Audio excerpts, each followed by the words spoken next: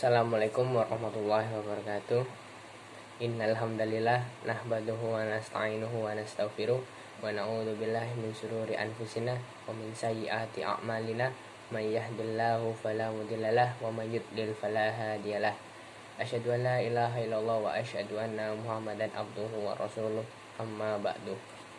Pertama-tama marilah kita panjatkan puja dan puji syukur kehadirat Allah Subhanahu wa taala yang telah memberikan kita kenikmatan hingga detik ini. Salawat serta salam kita curahkan kepada Nabi kita Nabi Muhammad SAW yang telah membawa kita dari zaman kegelapan menuju zaman terang benderang hingga saat ini. Sini saya akan membawakan materi tentang mengapa menolak jenazah COVID-19. Kewaspadaan berbeda dengan kepanikan. Sikap waspada dibangun di atas dasar ilmu yang jelas. Adapun kepanikan biasanya hanya berlandaskan rumor yang tidak bisa dipertanggungjawabkan. Mewaspadai penularan virus COVID-19 adalah sebuah keharusan, sebab wabah tersebut memang amat membahayakan. Namun kewaspadaan itu tidak boleh kebablasan hingga menyeret kepada sikap panik berlebihan. Contohnya adalah menolak jenazah pasien COVID-19. Fenomena yang terjadi di berbagai daerah ini tidak bisa dibenarkan dari aspek manapun, aspek sosial, kesehatan maupun agama. Pertama, aspek sosial. Dalam kondisi wabah seperti ini, semestinya kepedulian antar masyarakat justru dihidupkan. Kita harus saling peduli, bahu-membahu dan bantu-membantu. Para penderita COVID-19 adalah korban yang sepatutnya mendapatkan empati, bukan malah dikucilkan, dibenci, atau disakiti. Saat mereka mengalami intimidasi sedemikian rupa, justru akan merugikan kita bersama, sebab dapat membuat orang yang mengalami gejala merasa khawatir untuk melapor dan memeriksakan diri. Ini sangat berbahaya, mengakibatkan virus tidak terdeteksi, sehingga menyulitkan untuk memutus rantai penyebarannya. Berpeluang besar untuk menularkan virus tersebut kepada orang-orang di sekelilingnya tanpa disadari, apalagi bila penderita itu adalah tenaga medis dan paramedis. Mereka adalah pahlawan kita saat ini. Mereka rela mempertaruhkan nyawa demi merawat para korban. Pantaskah orang-orang yang telah berjasa besar justru dikucilkan masyarakat, diusir dari kontrakan, atau ditolak jenazahnya?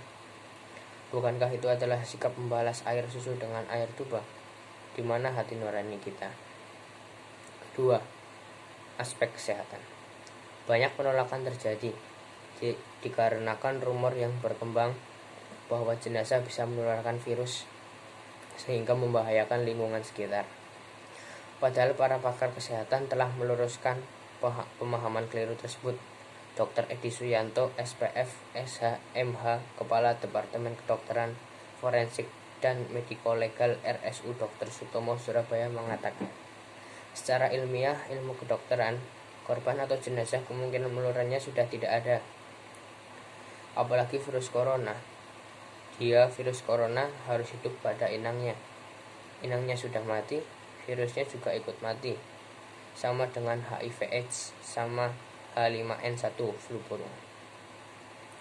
Hermawan Saputra, anggota Ikatan Ahli Kesehatan Masyarakat Indonesia, menambahkan, corona ditularkan melalui batuk dan bersin.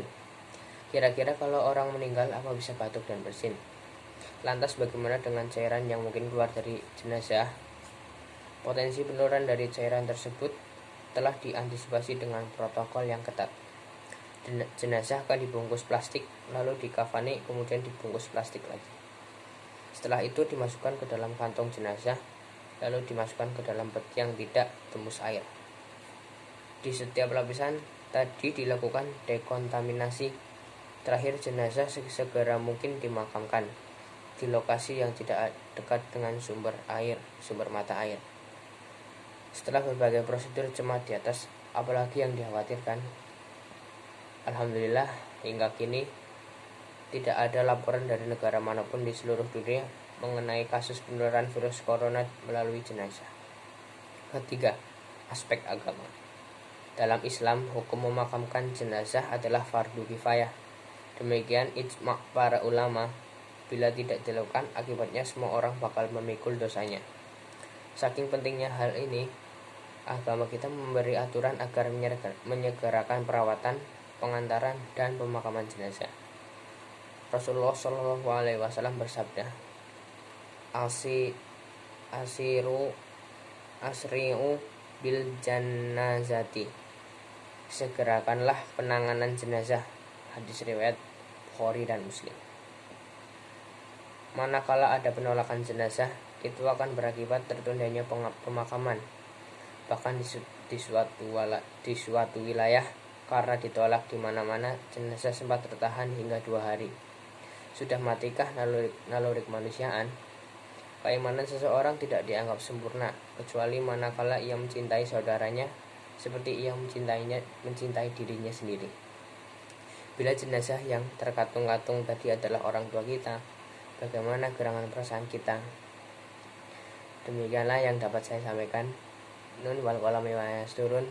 Assalamualaikum warahmatullahi wabarakatuh.